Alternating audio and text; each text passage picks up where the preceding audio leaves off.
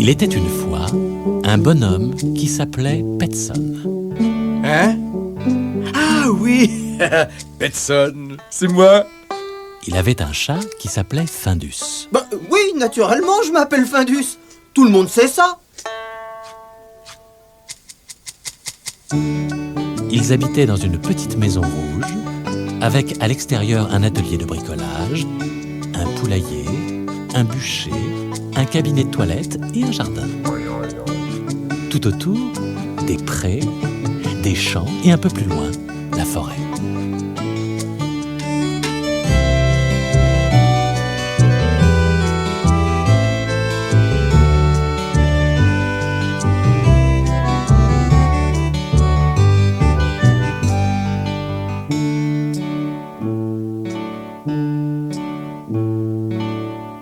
On disait de Petson qu'il était bizarre.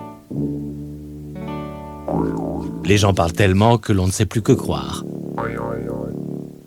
Oh, bien sûr qu'il était un peu tête en l'air, ailleurs parfois, Petson.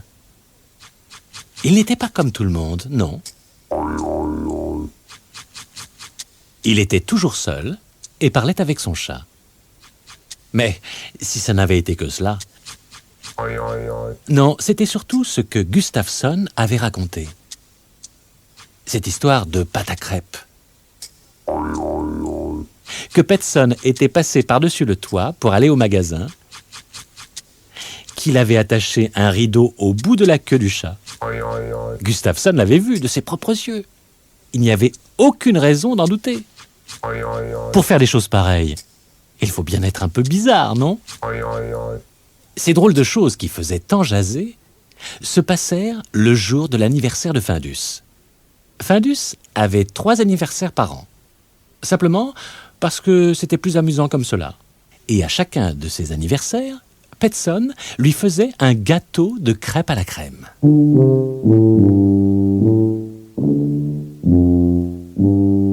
Comme d'habitude, ce matin-là, Petson était allé au poulailler et avait ramassé un plein panier d'œufs.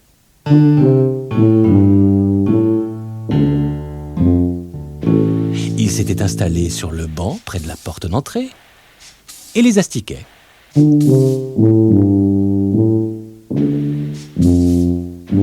Beaux et propres, tous autant qu'ils étaient.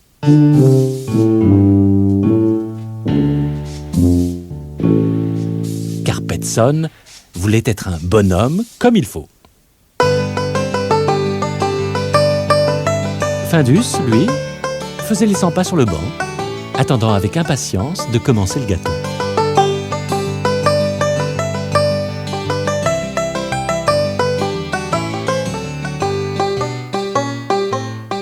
Tu as vraiment besoin de tous les astiquer maintenant? J'ai le temps de vieillir d'1 an au moins avant de manger ce gâteau. Tiens, tu es donc si impatient. Mieux vaut se mettre au travail tout de suite. Alors, prenons donc 3 œufs et voyons si cela peut faire un gâteau. Évidemment que ça peut faire un gâteau. Il était déjà dans la cuisine en train de chercher la poêle à crêpes. Ils laissèrent le panier d'œufs dehors. Petson cassa les œufs dans une terrine.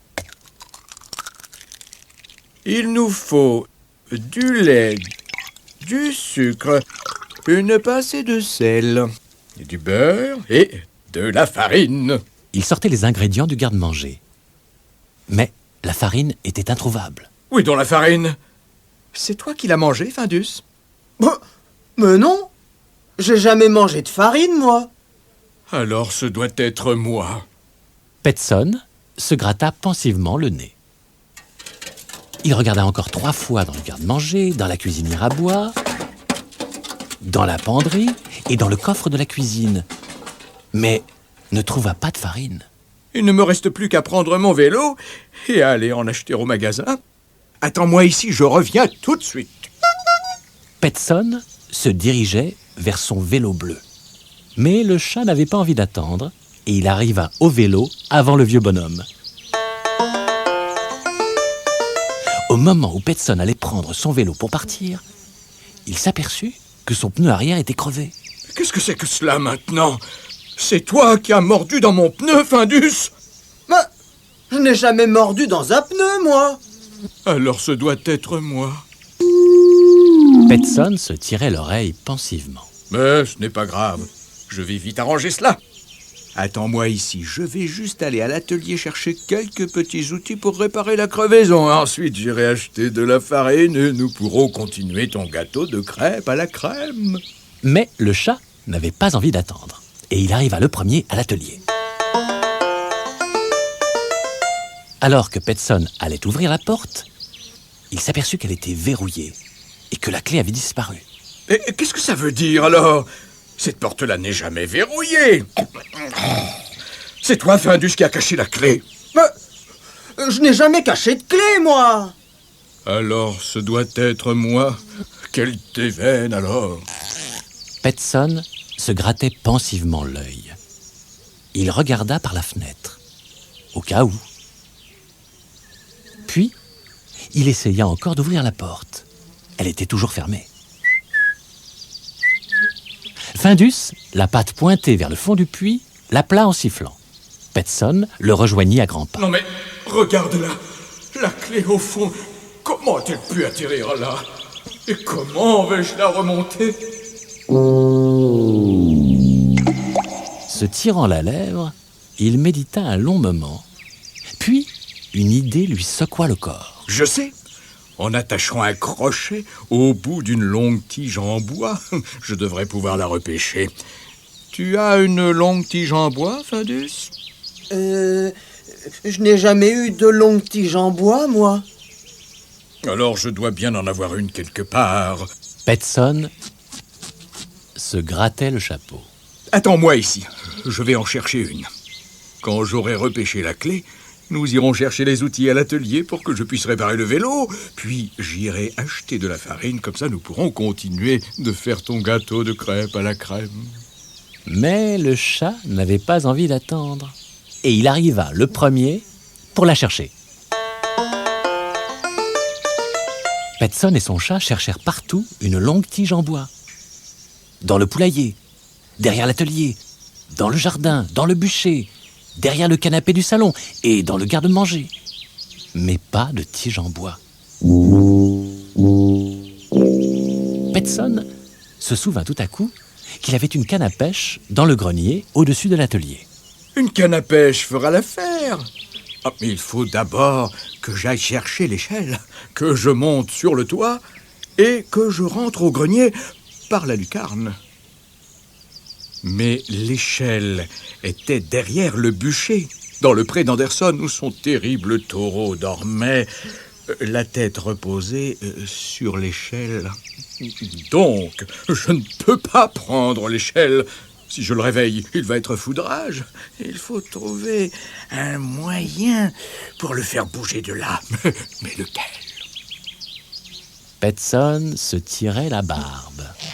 Il réfléchissait si fort que l'on voyait des étincelles. Tu es doué pour la corrida?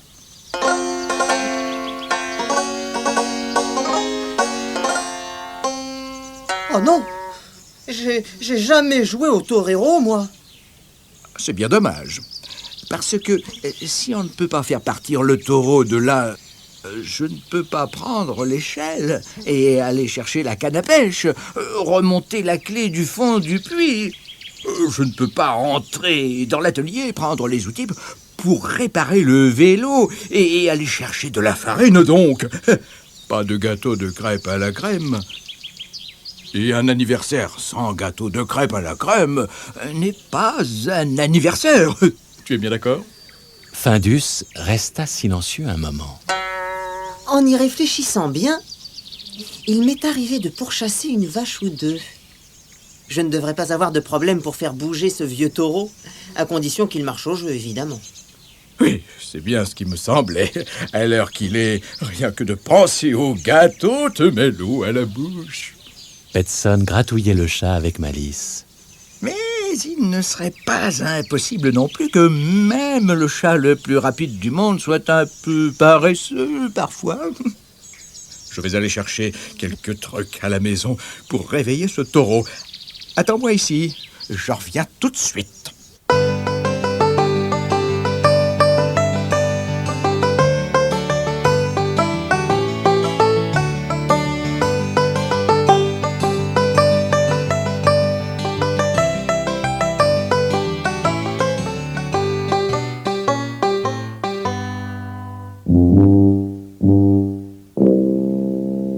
Le bonhomme prit le rideau jaune à fleurs rouges de la cuisine, puis le gramophone du salon et un disque, sortit et attacha le rideau au bout de la queue du chat. C'est un rideau comme celui-ci qu'ils utilisent en Espagne. Olé! Surtout, tu ne pars pas avant que je te le dise. Il posa le gramophone près de la clôture d'Anderson, où le taureau dormait. Il mit le disque et donna un tour de manivelle.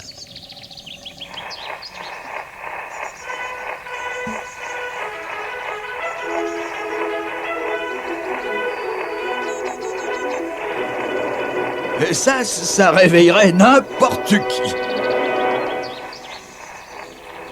Au son grésillard qui sortit du haut-parleur, le taureau eut d'abord quelques hésitations, reposa sa tête sur l'échelle et se rendormit. La mélodie était à vrai dire assez douce au début, mais quand la cadence s'accéléra, alors là, le taureau s'excita. Il se leva d'un bond, regarda autour de lui, effrayé. Quoi? Qu'est-ce que c'est? Il s'énervait de plus en plus. Il en voulut d'abord un bourdon qui volait par là. Mais non, c'était pas lui. Ça vient de quelque part derrière, là. Il virevolta et vit Petson, le chat et le gramophone. Il se mit alors à beugler. Toi, arrête-moi tout de suite cet affreux son avant que je le fasse moi-même.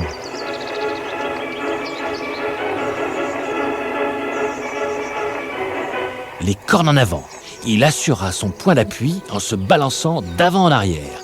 Et en un seul élan furieux, alla droit sur Petson, Findus et le gramophone.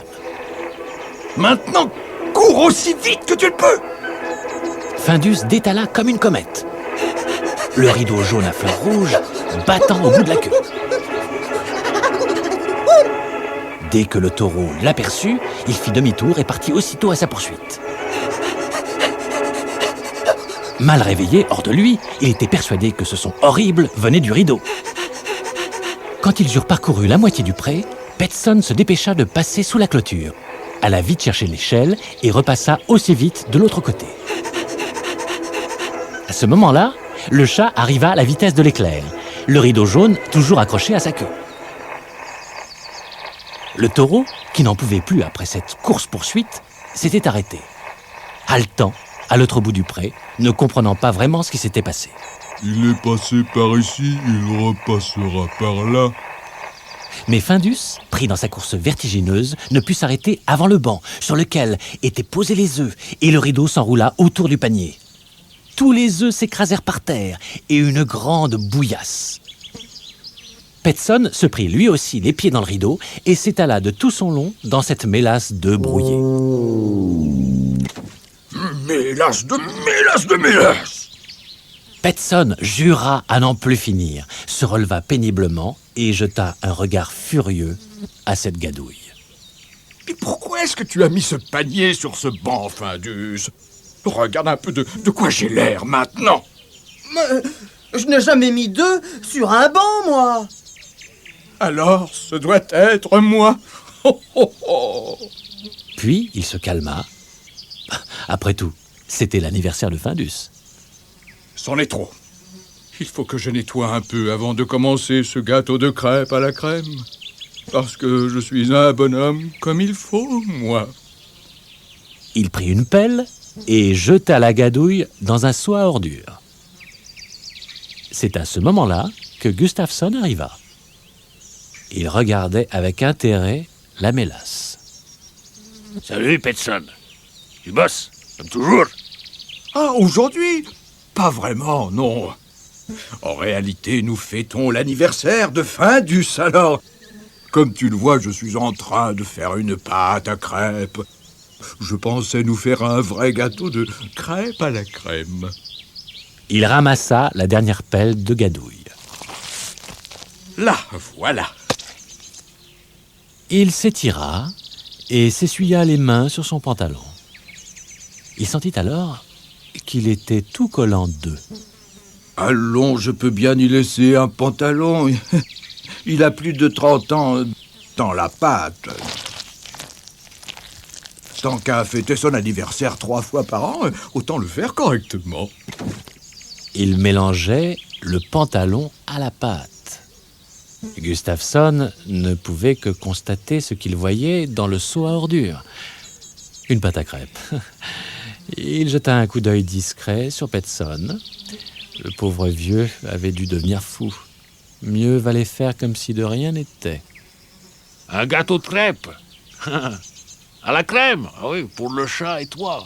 Ah, ça a l'air sympathique. Eh tiens, une recette personnelle. Mais il faut d'abord que j'aille au magasin acheter de la farine. Attends-moi ici, je reviens tout de suite. Il prit l'échelle, grimpa sur le toit et disparut de l'autre côté. Gustafsson resta un moment à regarder le toit.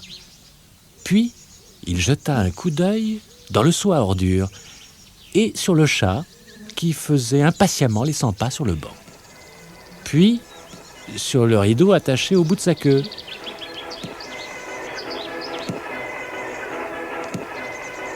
Puis, sur le gramophone qui répétait inlassablement le même morceau.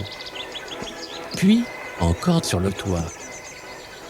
Petson avait disparu. Gustafsson tourna les talons et rentra chez lui. Il avait l'air très soucieux.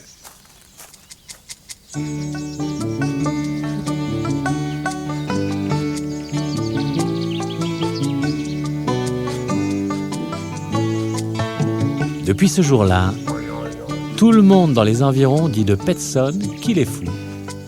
Tous, sauf Findus.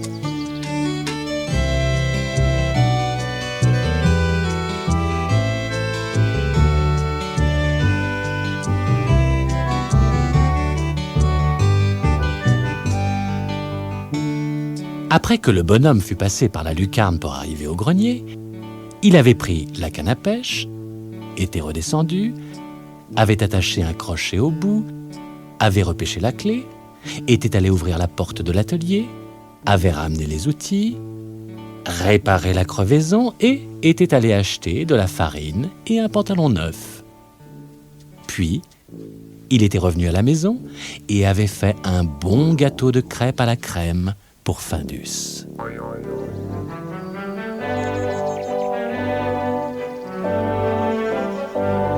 Il s'était ensuite installé dans le jardin, avait bu le café et mangé le gâteau en écoutant une valse viennoise que jouait le gramophone, comme il l'avait toujours fait aux anniversaires de Findus. Mais fou, Petson ne l'était pas.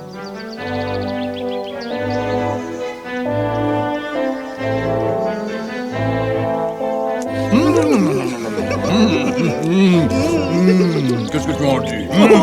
C'est délicieux. Ah, félicitations. Qu'est-ce que tu en dis? C'est délicieux. Ah, bon anniversaire.